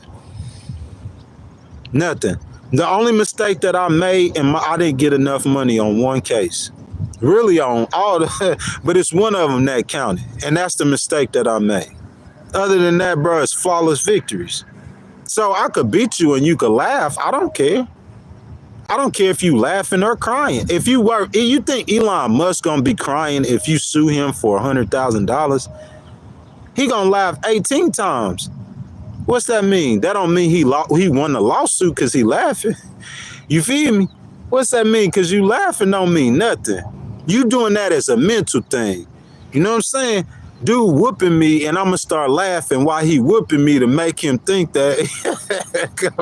But everybody's sitting there looking at the fight and we see that you getting the brace beat off you. You feel me? Y'all, that's my time, man. Look, anytime I get in a situation that's bigger than me, man, I just give it to God, man. I just put it at his feet. You know what I'm saying? Anytime, man. Like I'm a Christian, man. I believe in God. I worship God. I praise God. And I love God, man. You know what I'm saying? And I would advise, anybody or everybody to attempt to get a relationship with God, with your creator. Who don't want a relationship with your creator, man? It's of utmost necessity. You know what I'm saying? In my opinion. So anytime I get in that situation where I'm dealing with things that I can't by myself, I give it to God, man. Real talk. That's how I handle it. That's how I deal with it, man. You know what I'm saying? And like whenever it's bigger than me and, I start with Thanksgiving and I just start worshiping and I start praising. And whenever I get in a tight spot, man, like I just look up and I just start thanking God and worshiping. And my favorite scripture, I always end the stream with, this is the day that the Lord has made. I will rejoice and be glad in it. You know what I'm saying? Regardless of what happened. That's all you gotta say. As far as some dude that's hating or whatever, because he getting sued, keep laughing. I'm glad you laughing. I'm happy you laughing. Keep laughing. Malu says y'all hit the like button. It's absolutely free. If you know how to, please support the channel and subscribe for more. Malu, baby, I thank you so much, man. I thank y'all. She done timed out everybody. The couple little haters that had popped in the stream, she done timed them out, kicked them out. Man, listen, bro, like I'm out here on Lake Michigan, man. You know what I'm saying? It's about to, I'm saying the day about to start, but people about to start waking up and getting out here. This is like one of the busiest beaches, you know what I'm saying, on the entire lake, in the entire area. You know what I'm saying? So, like you guys, if y'all looking to go on a vacation, I've said this 1,000 times, man, you guys see it for yourself. Like, it's not that many people out here, but this beach right here will get really busy. It would be a whole lot of people out here. This right here is just a harbor. At the end, you see out all the way down, that's the lake down there, and down there is the beach. If you guys go to my Instagram page, you will see I upload content almost daily on my daily activities out here while I'm traveling on the road with Legal Wars Podcast. So make sure you guys, you could go to the link in the bio and you could click on the link. And when you click on the link, you know what I'm saying, my Instagram page and everything will show up so you guys could go check out my IG page as well. You know what I'm saying, guys? I've said this before. I'll keep telling you guys. I have several vlog series on YouTube right now. The Discover Your Vlog series, it started when I first started YouTube. I first started YouTube with Live With Memories Travel. And with Live With Memories Travel, I used to travel all over America and I used to bring people travel content. And that was in 2020. Well, I continue the Discover Your Passion series whenever I started Legal Wars Live. You know what I'm saying? We concluded the Discover Your Passion series, though. You see the duck right there. There's a boat. He's trying to get away from the boat. He like, oh, no, man. You know what I'm saying? I love wildlife, man. I love nature. It's so cool, man. The duck looking up at me at the side of his eye. But look, hey, but look, yeah, so yeah, I continue that with Legal Wars Live, man. You know what I'm saying? Continue to do the political content, you know what I'm saying? And bring the great nature vlogs, you know what I'm saying? But I kind of hit that stride in Discover Your Passion, you know what I'm saying? Where I would bring you political content and a nature vlog. That's all we the people are. You know what I'm saying? So pretty much in Discover Your Passion 4, that's what I did. I basically, it's more about life and traveling and discovering yourself like the Discover Your Passion series is. But basically, I figured out how to bring people great political content and a nature vlog combined. So that's what We the People is basically. You know what I'm saying? I do interviews, I talk to the people, get the voice of the people, but I'm just bringing them a nature vlog pretty much, going out in nature, going outside, you know what I'm saying, the great outdoors, you know what I'm saying, trying to motivate people to do that. And at the same time, I'm bringing them great political content as well. So guys, I just wanted to say what's up to you guys, man. Like, I appreciate y'all stopping by the stream, man. Y'all showing some love. My Lou baby, I thank you so much for stopping in and showing some love. You know what I'm saying? Guys, so also the Pardon series, guys, the Pardon 1, the Pardon 2, and the Pardon 3. All three of them are available to be watched on YouTube right now. You guys just go to YouTube, click on the Legal Wars Live tab, and then click on the video tab, and you could go check out all of the great content. I'm out here recording We the People 3. As I said, the We the People series 1 and 2, they're up on YouTube for you guys to go watch out here at Lake Michigan, guys. You know what I'm saying? We'll be live again on Saturday. I know I'm going to make my way to Detroit eventually, but I'm not sure when I'm going to get there. You know what I'm saying? Probably cross over into Canada. You know what I'm saying? We don't know. We'll find out soon. Lake Michigan, guys. You know what I'm saying? I thank y'all for showing up. I love every last one of y'all. Y'all remember what I told y'all. You know what I'm saying? Anytime you get in that situation, anytime I get in a situation like that, you know what I'm saying, I give those situations I can't handle to God. You just stay positive, man, and just stay humble. Keep your head down, keep praising, keep worshiping, and keep swinging. And that's how you do it. My Lou baby, I thank you for coming in, for stepping in at the end. Y'all, that's my time, man. You know what I'm saying? Your boy, Big Ghost Rider. You know what I'm saying? Out here on Lake Michigan, chilling, bro. You know what I'm saying? Like I said, man, I'm going live again on Saturday. We going to pretty much talk a news story, man. Like, a lot of people, like I say, they don't like talking about that Ukraine and Russia thing, but that's just the biggest thing that we got going on that needs to get worked out. So President Trump going to meet with him on Friday. On Saturday, we're going to check on the economy too, because we hadn't did that in a while, see how the stock market and everything's doing. You know what I'm saying? So guys, I appreciate y'all for tuning in. My Lou, I appreciate all your support and love, baby. I'm out, y'all. Big Ghost Rider. I'll see y'all Saturday at 8 a.m. Central Time. Right here on YouTube.